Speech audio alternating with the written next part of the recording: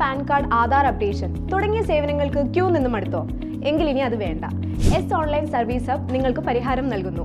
എല്ലാവിധ സേവനങ്ങളും ഇനി ഒരൊറ്റ കുടക്കീഴിൽ. വോട്ടർ ID, FSSAI സേവനങ്ങൾ, PF ജീവൻ പ്രമാൺ, പരിവാഹൻ ഉദ്യം ലോൺ, ഇ-ശ്രം വിദ്യാലക്ഷ്മി രജിസ്ട്രേഷൻ, ഇ-ഗ്രാൻസ്, NSP സേവനങ്ങൾ, insurance payment, bus, flight, railway ticket booking, ഉംറ service, travel package, overseas education, HDFC banking service, K-സ്മാർട്ട് സേവനങ്ങൾ, ബിൽ പേയ്മെന്റ് തുടങ്ങി എല്ലാവിധ ഓൺലൈൻ സർവീസുകളും മിതമായ നിരക്കിൽ ഉത്തരവാദിത്തത്തോടെ ചെയ്തു കൊടുക്കുന്നു.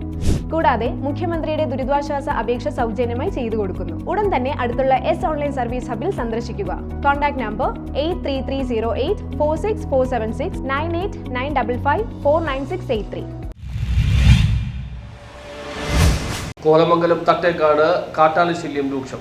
കീരമ്പാറ ഗ്രാമപഞ്ചായത്തിൽ വരുന്ന കോതമംഗലം തട്ടേക്കാട് റോഡിൽ പുന്നേക്കാട് രാവും പകലും വ്യത്യാസമില്ലാതെ കാട്ടാനകളും മറ്റ് കാട്ടുമൃഗങ്ങളും തലങ്ങും വിലങ്ങും സഞ്ചരിക്കുന്നതിനാൽ ഇവിടെ സ്ഥിരമായി RRT ഗ്രൂപ്പിനെ 24 മണിക്കൂറും സജ്ജീകരണത്തോടെ നിയോഗിക്കാമെന്ന വനം വകുപ്പിന്റെ പ്രഖ്യാപനങ്ങൾ പാഴ്വാക്കായതായി പരാതി. ആനകളെ ഓടിക്കുന്നതിനും വനം റോഡ് സൈഡുകളിലെ കാടുവെട്ടും ആനകളെ തുരുത്താൻ പടക്കമാവുന്നതടക്കം ഇപ്പോൾ പൊതുജനത്തിന്റെ കൂടി ഉത്തരവാദിത്തമായി മാറിയിരിക്കുകയാണ്. ഇതൊരിക്കലും അനുവദിക്കില്ല എന്നാണ് കീരമ്പാറ പഞ്ചായത്ത് പ്രസിഡന്റ് മാമച്ചൻ ജോസഫ് പറഞ്ഞത്.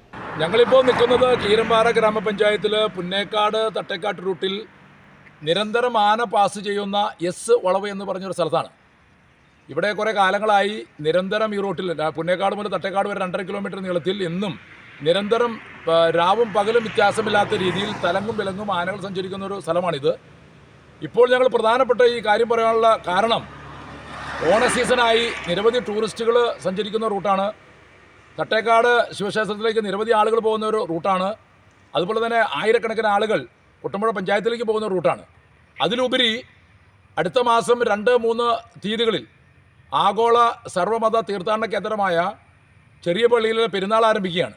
ആ പെരുന്നാൾ സമയത്ത് ആയിരക്കണക്കിന് ആളുകൾ കാൽനട യാത്രയായിട്ട് ഈ സഞ്ചരിക്കുന്ന റൂട്ടാണ്. ഇവിടെ ആനകളുടെയും മറ്റ് കാട്ടുമൃഗങ്ങളുടെയും അപകടമുള്ളതുകൊണ്ട് വനം വകുപ്പ് 24 മണിക്കൂറും വണ്ടി സജ്ജീകരണത്തോടു കൂടി പെട്രോളിംഗ് ഇവിടെ ഏർപ്പെടുത്താമെന്ന് പറഞ്ഞെങ്കിലും ഇതുവരെ ആയിട്ടും നടപടി സ്വീകരിച്ചിട്ടില്ല. നാളുകളായിട്ട് അവർ പറയുന്നതാണ്. പക്ഷേ അടിയന്തരമായിട്ട് ഈ നിരവധി ടൂറിസ്റ്റുകളും അതുപോലെ തീർത്ഥാടകരും വരുമ്പോൾ അടിയന്തരമായി എത്രയും പെട്ടെന്ന് ഇവിടെ ആ ഒരു സംവിധാനം ഏർപ്പെടുത്തിയില്ലെങ്കിൽ ആയിരക്കണക്കിന് കാൽനട യാത്രക്കാർ വരുമ്പോൾ ആന മുഖാന്തരമുള്ള അപകടം ഉണ്ടാകാൻ സാധ്യതയുണ്ട്. നിരന്തരം ഇവിടെ അപകടം സംഭവിച്ചുകൊണ്ടിരിക്കുന്നതാണ്.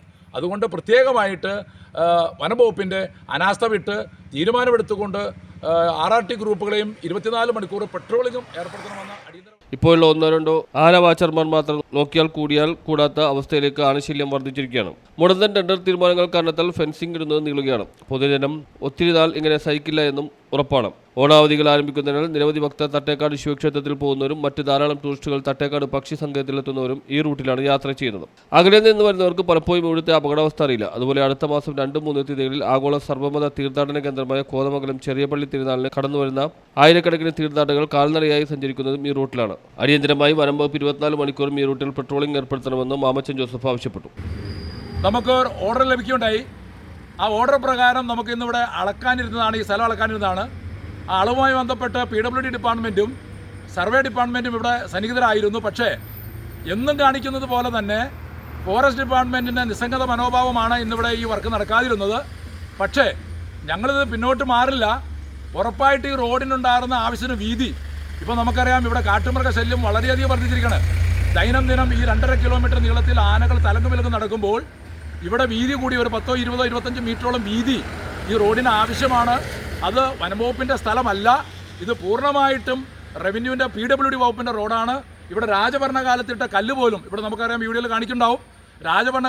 ഭരണകാലത്തിട്ട സർവേ കല്ലുകൾ പോലും 2 സൈഡിൽ കിടക്കുന്നുണ്ട്. തീർച്ചയായിട്ടും ഈ സ്ഥലം വനംവകുപ്പ് എന്നും കാണിക്കുന്ന മർക്കടമുഷ്ടി കാണിക്കാതെ ഒരു സാമൂഹിക വികസനം അല്ലെങ്കിൽ നാടിൻ്റെ വികസനം എന്നുള്ള കാഴ്ചപ്പാടിൽ ഈ 2 സൈഡിലെയും സ്ഥലം വിട്ടു തന്നുകൊണ്ട് ഇവിടെ PWD ഫോറസ്റ്റിൻ്റെ സ്ഥലം ഞങ്ങൾ ആവശ്യപ്പെടുന്നേ ഇല്ല. ഫോറസ്റ്റ് ഡിപ്പാർട്ട്മെൻറ്റ് സ്ഥലമല്ല ആവശ്യപ്പെടുന്നത്. News bureau, Kothamangalam.